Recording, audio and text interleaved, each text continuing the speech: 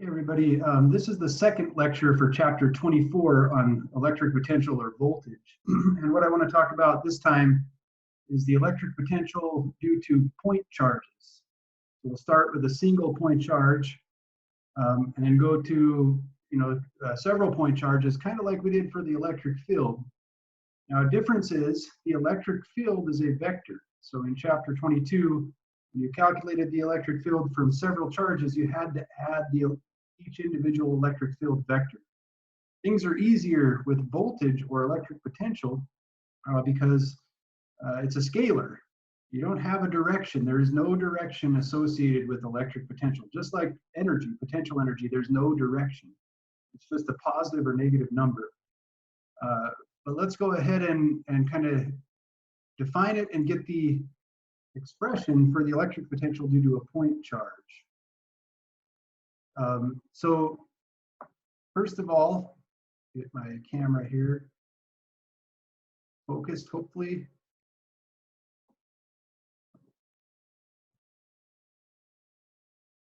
Not wanting to focus for me. There we go. So we're talking about electric potential due to point charges.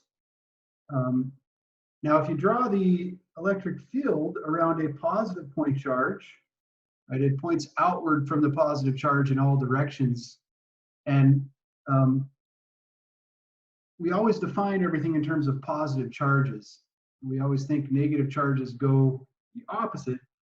So we're going to kind of talk about, for now, a positive source charge. And we'll typically consider a positive test charge put in that electric field, for example. But from the last lecture, we defined electric potential or voltage to be the potential energy over the charge, or the negative work over the charge, and we got this expression. What I mean by this integral is that I'm calculating kind of the work, or it's kind of the work divided by the Q, right? QE should be the force, and so the Q has been canceled out when I define voltage. But the work along this path as I go outward, so I'll take my positive test charge and push it along this direction.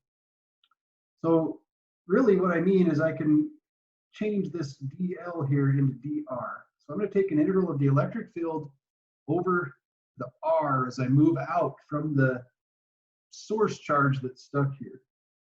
So my integral ends up becoming this when I remember that Coulomb's law tells me that the electric field is kq over r squared.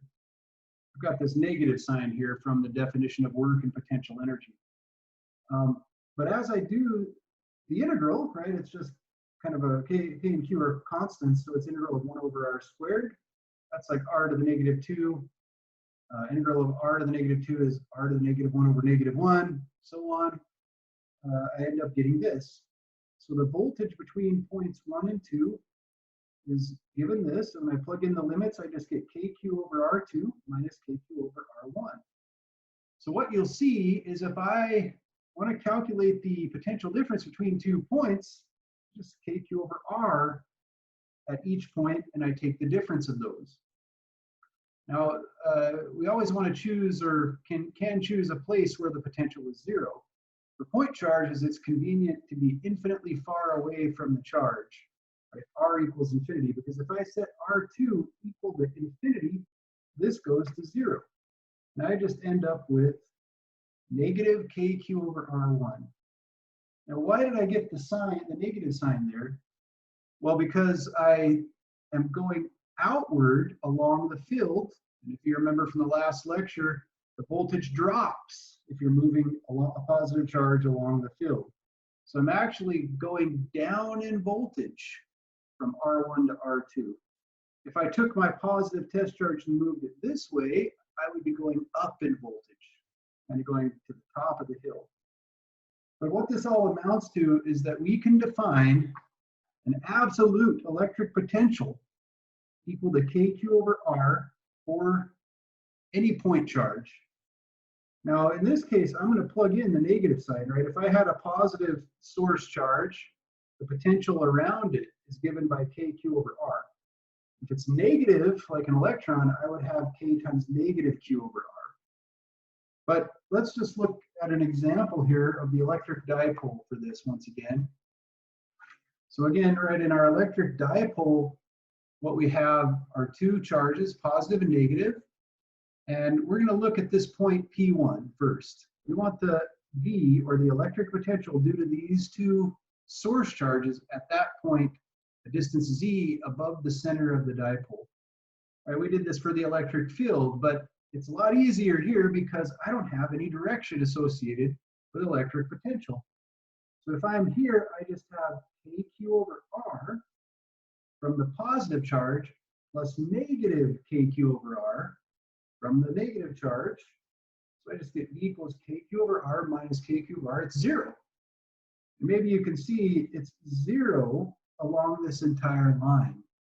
This is an equipotential line. The voltage, or I shouldn't say voltage, voltage really refers to the difference in electric potential between 2 points. But my electric potential is 0 along this center line, actually even going down. Right? What if I chose a different point, P2? Well, now my R's are different, right? I might have an R1 and an R2, but it's real easy to calculate the electric potential at point 2. I just take KQ over R1 plus negative KQ over R2 because of the negative sign here for the second charge. I just add up the KQ over R's, positive or negative. And that's the case for any time you want to calculate the total electric potential from a configuration of point charges. Now, I can get the electric potential from any number of point charges. If I want the energy of a charge that I put at this point, how do I get that? Well, once I've got the V, to get the energy, I just multiply it by the charge I'm putting there. So let's say I put an electron at point 2. Well, I know my voltage V there. I just have to multiply by the charge of the electron. And that gives me the actual energy in joules at that point. One thing to realize, right, if I put my electron here, I'd have 0 energy because the voltage is 0. That does not mean the electron won't move, that there's not a force or a field there. Because I have to remember that the force or the field is really related to how fast the V is changing. So it might be 0, it might be a minimum there, but over here it might be a little bit higher. And that will create a force. Last thing here, let's talk a little more about equipotential lines. I didn't draw my circles very well, but if you have a positive source charge, maybe you can see the equipotential lines circle around it, right? It's kind of like gravity. If I'm at the top of the hill here, right, and I go around, well, equal heights correspond to equal potential energies. It's kind of like contour lines on a map, right? Along these circles, the electric potential is the same everywhere. Now, the only way that, for example, if I put a test charge here, could go is perpendicular to those lines, right? As fast as it can down the hill. So the electric field lines are always perpendicular to the equipotential lines. And I didn't draw this all really well. But for a positive charge, they go out. And that corresponds to being kind of at a higher potential at the charge and going down as you go away from it, going down the hill. What about a negative source charge? Well, equipotential lines are still circles, but now it's just the other way, right? The electric field lines go in toward it, which corresponds to a voltage decrease. I'm actually kind of going into a hole when I go to a negative charge, as a potential hole, you might say, because a positive test charge would move toward that negative. It would kind of go down into that hole. Now, what about your dipole? Well, if I have my positive and negative charges, maybe you can see they're kind of more like circles close to the charges. They flatten out as you get further away. Since my electric field lines have to always be perpendicular, you can see the field lines are going to curve. And I'll get kind of field lines going from positive to negative. They kind of curve around. And so you can maybe see that that electron that I put along this line actually does feel a force, right? There's a field there, even though it's at 0 volts. Now the field on a negative, the force on a negative charge would go to the left here, opposite the field. But hopefully that kind of illustrates, first of all, how you would calculate electric potential from a bunch of point charges, and also a little bit of an illustration of what I mean by equipotential lines and how they're related to electric fields.